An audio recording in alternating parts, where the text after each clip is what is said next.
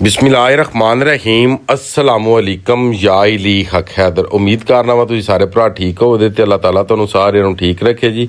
तो जिस तरह कि तुहानूं पता है जी कि फ्लड अपडेट चल रही है रावी सतलज ते रिवर चनाब की जी। तो डेट हो गई जनाब मेरी 26 अगस्त 8वां महीना 2025 ते टाइम हो गया जनाब 3:20 ठीक है जी। तो अपडेट शुरू करने तो पहला जेडे भरा मेरे चैनल ते नवे ने मेरे चैनल नूं सबसक्राइब कर लवो, जेडे फेसबुक पेज ते नवे ने मेरे फेसबुक नूं फॉलो कर लो, तो जेडे टिकटॉक ते ने टिकटॉक अकाउंट नूं फॉलो कर लो जी।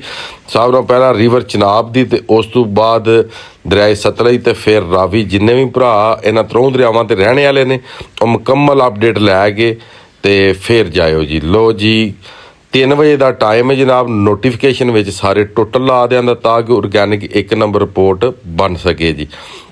दरियाए चनाब है इस time 2,30,000 up steam, 2,10,185 down steam ठीक है जी। ये रिवर चनाब है जी। अगे खानकी 1,02,620, 95,338 पानी खानकी ਜਿਹੜਾ ਉਹ ਕ੍ਰਾਸ ਕਰਾ ਰਿਹਾ। ਐਡ ਕਾਦਰਾਬਾਦ 1,01,033 ਤੇ 88,000 क्यूसक कादराबाद ਜਿਹੜਾ ਕਿ ਉਹ डिस्चार्ज करवा रहा। अगे त्रिमू जनाब 43,000 ਤੇ डिस्चार्ज जनाब मेरी 30,000।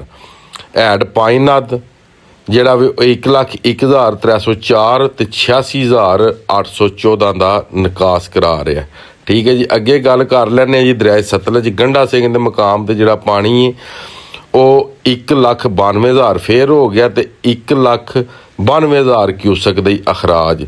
ऐड सुलेमान की 1,20,000 ते अखराज 1,10,000। ऐड इस्लाम 60,000 क्यूसक अप स्टीम ते डाउन स्टीम जनाब मेरी 50,000। ये होगी दरिया सतलज। ते रावी के मुकाम से जनाब पानी अप हो गया। रावी दे विच 5 ਲੱਖ तक वो आते ने कि पानी आने का खतरा आया नहीं।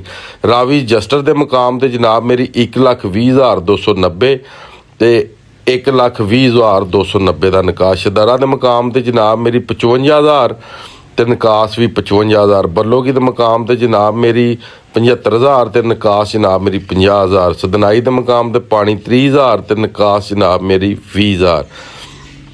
उस तो बाद गुड्डू बराज दे जेडे जिन्ने भी दरिया ने इंदस रिवर दे उन्होंने रिपोर्ट सुन लो। तरबेला को जनाब मेरी इस टाइम पानी 1,40,000 निकास।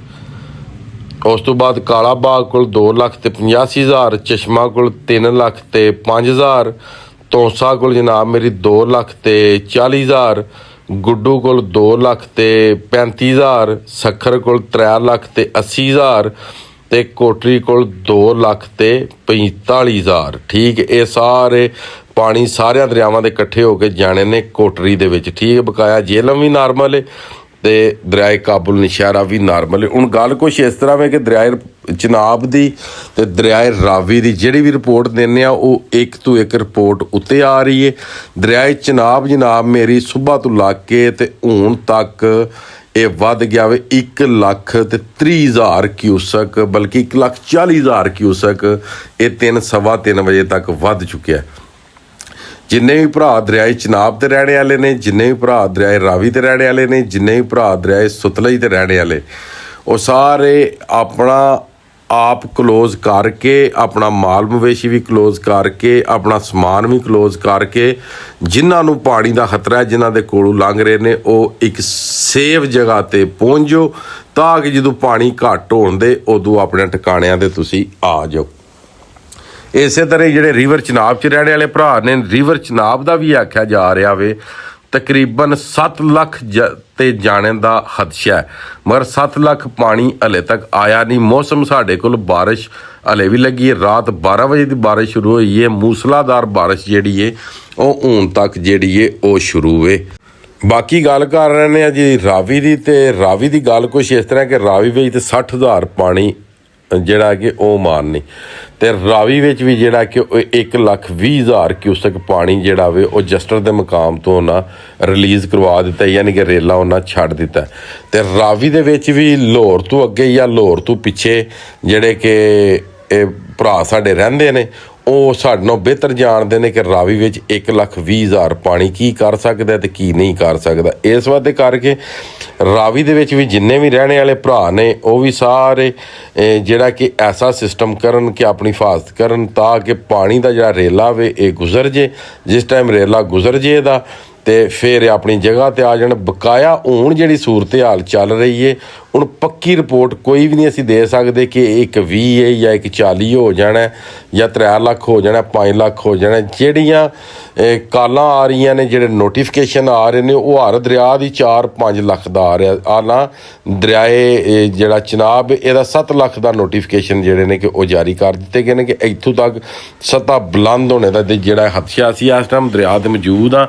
ਤੁਸੀਂ ਆ ਸਾਹਮਣੇ ਵੇਖ ਸਕਦੇ ਹੋ। ਇਹ ਹੀ ਅਸੀਂ ਸੂਰਤ ਹਾਲ ਉੱਥੋਂ ਵੇਖ ਰਹੇ ਹਾਂ ਕਿ ਜਿਹੜਾ ਇੰਨਾ ਪਾਣੀ ਆ ਰਿਹਾ ਵੇ, ਜਿਸ ਤਰ੍ਹਾਂ ਵੱਧ ਰਿਹਾ ਵੇ, ਦਰੇ ਚੁੱਕੇ ਜਾ ਰਹੇ ਨੇ ਤੇ ਇਹ ਤੇ ਪਾਣੀ ਜਿਹੜਾ ਕਿ ਇਹ ਵੱਧਦਾ ਲਗਾ ਜਾਏਗਾ। ਇਸ ਗੱਲੇ ਕਰਕੇ ਜਿੰਨੇ ਭਰਾ ਦਰਿਆਵਾਂ ਤੇ ਰਹਿੰਦੇ ਹੋ ਆਪਣੇ ਆਪ ਦੀ ਹਿਫਾਜ਼ਤ ਫਰਮਾਓ।